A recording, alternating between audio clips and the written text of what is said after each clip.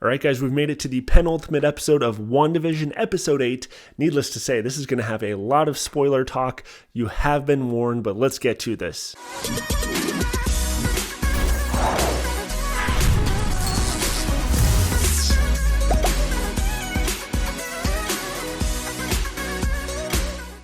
Hey everybody, welcome to KM Reviews. I am Niddleman. Today we are going to be talking a lot about episode 8 of WandaVision. There's only one episode left. This was the longest episode so far, but I was really hoping for a longer episode. I just can't get enough. But they have so much to wrap up. I'm really hoping the next episode is a longer episode, maybe an hour and a half, maybe if we're lucky, right? But so this episode starts off with the Agatha's kind of origin, right? Like we see it's during the Salem witch trials. We think she's going to get burned at the stake or something. And then we realize it's actually other witches putting her up here. Like, you've gone too far even for us. So what does that say? Apparently she's delving into some magic she shouldn't be, some sort of dark stuff, which witches already do. So how bad is this? We don't know yet. It probably has something to do with that book we saw in the last episode. Probably something she shouldn't be doing. Maybe Mephisto. I don't know. We'll see. But anyways, we see her not being burned at the stake, but being witched at the stake, whatever. They're like using some sort of witchy power, but she turns it around on them and sucks all their life force out. One of them is even her mother. And this really kind of brings us back to that yogurt commercial from before where we see the yo magic thing and like kind of like they turn into a skeleton. At least that's what it reminded me of. And then we kind of really get the idea like, oh, okay, so Agatha is not to be messed with. She's pretty serious stuff here. And then she's explaining to Wanda how she can't use her magic in this place. She's got the rune stones or whatever it is. Basically, she set up this place so only she can use her magic there, which I found interesting because had Wanda truly just been getting her powers from the Mind Stone, this probably wouldn't have any effect on her, right? It's only a witch thing, I'm assuming, because I'm guessing anybody with powers could be in there using their powers, but Wanda couldn't because she's a witch, and this is like a witch-specific thing, which I found kind of interesting, but I didn't know where that was going. But anyways, so we get this kind of journey because Agatha, we see, isn't really in control of all this stuff. She's more curious than anything. She's saying to Wanda, like, you don't even know the basics of how like this witch stuff works. How could you possibly manifest all this craziness, all these hairstyles, all these time periods? Geez, I was so patient hoping you'd reveal yourself. And then I'm just going to do it down and dirty. Let's do it old school style. I'm just going to make you travel through your worst memories until I figure it out. And we get kind of this Ghost of Christmas Past type of thing. We get to go see Wanda when she was a kid, how she got her powers, her stuff with Vision, and just kind of all her most traumatic memories. The first one starting off with the story we heard from Ultron, where her and Pietro are kids. The Stark bomb lands in there, and we learn a lot actually. I've been wondering with this show, what is the point of this whole sitcom thing? That's been my biggest question, more than who the big bad is or who the cameo is going to be. It's like, why a sitcom? I didn't understand. But this episode really helped clarify that. She got a lot of solace from sitcoms like Malcolm in the Middle and Dick Van Dyke and so on and so forth. And we see her, she's kind of learning English with her parents and her brother, and everything's kind of happy-go-lucky on the inside because on the outside there's a lot of war going on. Then it happens, right? The bomb lands, her parents are dead, she's under the couch or bed or whatever it was with her brother. But then we learn a really interesting piece of information as we learn that she kind of put on this witch spell even when she was a kid, before she had anything to do with the Mind Stone. She put on the probability hex, where essentially the bomb probably would have gone off, but she held it off for a couple days subconsciously or whatever. And I found that really interesting. And then we move forward. We see how her and Pietro got their powers, and we see the staff, Loki's staff there, and she goes in, she's volunteered herself to deal with this, and the Mind Stone, blah, blah, blah, she blows up whatever, and now she has her powers.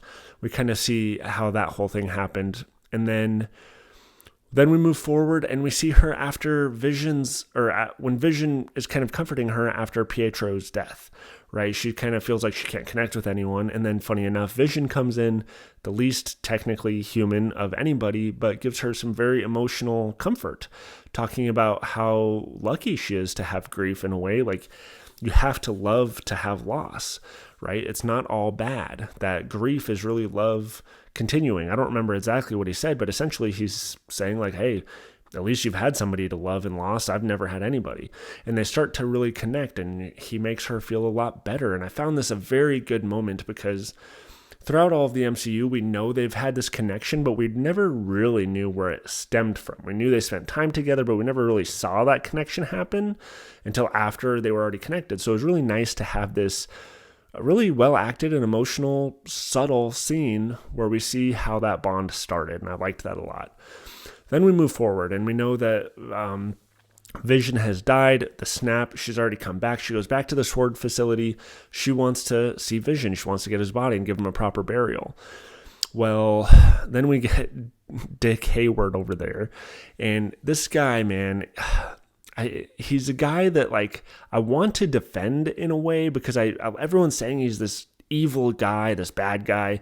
I really don't think he is. I think he's just a corporate dickbag. He's not a good guy, but I don't think he's evil. His intentions, I think, are good. I think he's a guy that, you know, he's seen the power of what all these powerful people can do to the world, saw half of life extinct, and he had to deal with that for 5 years. And ever since then, I think he's been like, kind of like the way Tony Stark was trying to create Ultron as like this shield for the planet. He's trying to create a sword for the planet, right? Some sort of weapon that can not just defend from these things, but probably kill them. So he's using Vision, sentient weapon, SW, and sword. Didn't know why we all put that together. But anyways, we see her, she sees Vision, and it's very traumatic for her. Her loved one is disassembled all over the place. I'm not super familiar with the comics, but I do know there's a whole thing with the comics that is very similar to this storyline we're getting here and the after credit sequence. But anyways, so she breaks the window, goes in. We think that this is where she steals the body, right? She's going to take all the parts, go to Westview, and start life. But she doesn't, right? She kind of senses around in his head, realizes he's this empty shell with no soul, and just kind of leaves. And that's when I was first kind of like, that's interesting. Like, does she go back and get him, or what's the deal here? And that's kind of when things started changing from what I expected, right? And then she has this note. We don't know what it says. And she leaves. She goes to Westview. And then again, I'm confused. I'm like, why is she going to Westview? And it wasn't that great of a town to begin with, at least. Right? It was just kind of normal. We see some of the characters we've seen beforehand as their normal selves. And she pulls up in this driveway, and I'm like, is this where we're going to get this big cameo? Why is she here? She's just pulling into some random person's house? I don't get it. Then she goes into this empty lot, and she opens up the note, and we see that, again, Vision, man. What a heartfelt robot, right? He's like, hey, this is where we can grow old together, and he has his heart there. I'm not sure if the heart is reference to the heart that's around the calendar that's in the first few episodes, like one of those things that we just didn't pick up on. Like, we all wondered what that heart was for around the date. I wonder if it had something to do with that. Anyways, this was a really emotional scene for Elizabeth Olsen, and I thought it hit so good. It really stuck the landing of us going through this emotional journey, seeing what she's been through, never being able to properly bury anybody that she's loved. She's lost everybody she's cared about. And it's just like one after another, and she cannot catch a break. And then here's this final act of love towards her, and she breaks down, and she just, and that's where we see the hex start, right? And the magic just bursts out. The whole town turns into the black and white town from the first episode. And then we see Vision, right, kind of created out of this yellowish magic, which I thought was really interesting because a lot of us thought it was the stolen body of Vision kind of reanimated, when in reality she created him from nothing, which again is going to be referenced soon because then she also creates her kids from nothing. Has so much magic, and Agatha finally gets her answer. We see that Agatha is kind of like, okay, so this is how you did it.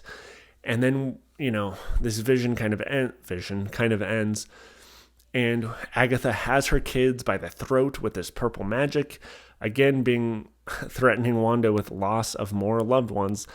And we get the final reveal of the Scarlet Witch, right? She's saying, like, you're using chaos magic, and basically you're the most powerful being that's been mythed about forever, and, like, you can create things from nothing, and you're using it for this? Kind of like, what the hell's wrong with you? Kind of disappointed. Like, you can tell she's curious about what the heck is going on with her still. And then the show ends when she talks about her being the Scarlet Witch. Then we get the after credit sequence where we see the Vision's actual body. It's like white or grayish now, and it's infused with the energy from Wanda from that drone that she threw back at them. At least I think it's that same drone that she threw back at them, or one of their other drones. And we see kind of, again, I think this is from the comics, but I'm not super familiar with it. I think it's from the Vision Quest comics or something like that, where we have like this white, soulless Vision that's basically just straight up robot being controlled. And I don't know why at least I didn't pick up on the last episode about Sword talking about, like, are we about to like send it in, or are we about to attack or unleash whatever it was? And I didn't hear a lot of people talking about what he might be referencing, and I think a lot of us just kind of forgot about that. But now looking back, it's like, duh, of course. And I don't know where to go from here, right? I still have a bunch of theories, though. They talk about fake Pietro, as Agatha calls him. I've heard a lot of misunderstandings about this because a lot of people thought she said he was a projection. What I heard was it was a possession. So he's not somebody she created from nothing. He's not just an apparition like Vision and the kids are. He's an actual person. And she couldn't reanimate her actual brother, which I guess was an option, but because he was on the other side of the planet and had a bunch of holes in him, that wasn't an option either. So whoever fake Pietro is a real person, but I feel like if he was just a nobody, another guy in the town, they would have said that. Like, I just grabbed somebody from the town and made him pretend your brother, and that would have been that. But I think a lot of fans would be really disappointed if he just turns out to be a nobody. And if he's obviously not the big bad because she's controlling him, I don't think the big bad would allow that. I'm still holding on that he's one of Fox's X-Men. The last commercial in the last episode talked about the Nexus, and if the Nexus of all realities is a real thing within the MCU, which I'm assuming it is, literally anything is possible. And I think she probably accessed the Nexus, got a Quicksilver from a different multiverse, timeline, whatever, brought him here and mind controlled him. He already had the speed, all that stuff, and all she had to do is control him, and he's Quicksilver, and I don't know. But I'm holding on to that because I don't know what other kind of reveal there could be with him at this point that would be all that exciting or make any sense, right? Do you guys still think he's one of the X-Men, or what's your theory on him? Let me know, comment below. Also, as far as Agatha herself, I still don't think she's actually really a bad guy. You know, I think that we haven't really actually seen her do anything evil, right? She's got the kids by the neck at the end, but technically they're not even real, so does that count? Essentially, she's almost so scared of Wanda. This is like her defensing, like, you're going to kick my ass. This is my only protection for myself right now, is having your kids right here. And when we saw the Agatha all along thing before, we didn't really see her do anything bad. She brought some flowers. She did some magic with a bunny, but she hasn't actually done anything evil yet. Wanda's the one that's been doing all this stuff. If anything, Wanda's more evil than anybody, mind controlling all these people and stuff, right? I think if it's going to follow the comics at all, I think at some point maybe she wants to teach Wanda, because with Wanda, as much power as she had, but it's untrained really. Imagine if she had a super powerful witch like Agatha, who showed herself to be so powerful, training her in the basics and giving her the foundation and really how to control this energy. It would be like the focused Cyclops beam, right? Like on its own, it's just like everywhere, blah. But if he can focus it down, it can be really used as a tool. And so I'm thinking that Agatha is actually going to turn out to not be that bad. I think she's going to end up training Wanda, probably not in the next episode, but maybe in the Multiverse of Madness or between the two. It's going to be hinted at that she's training her or something. Really, I think this next episode, which is where we get into the theories here, I think the next episode is really all going to be about that other Vision, or Cataract, I guess is what we call him, right? That was the whatever. But anyways, he comes in. I think that's where we see the scenes from the trailer that we haven't seen yet, where he's like, let's fight for it. And you see him flying off and her flying around and stuff. I think it's all going to be about battling that Vision. And if I'm thinking about it, that Vision is basically just the body with no soul, whereas the Vision that Wanda created is all the soul with no body.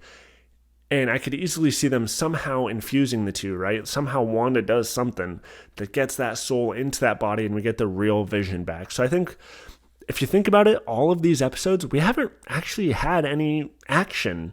It's all been, it's hours worth of just kind of drama and comedy. So if anything, if we're going to have any action, it's going to be this last episode. But I still think that it's going to end up getting us the actual Vision back.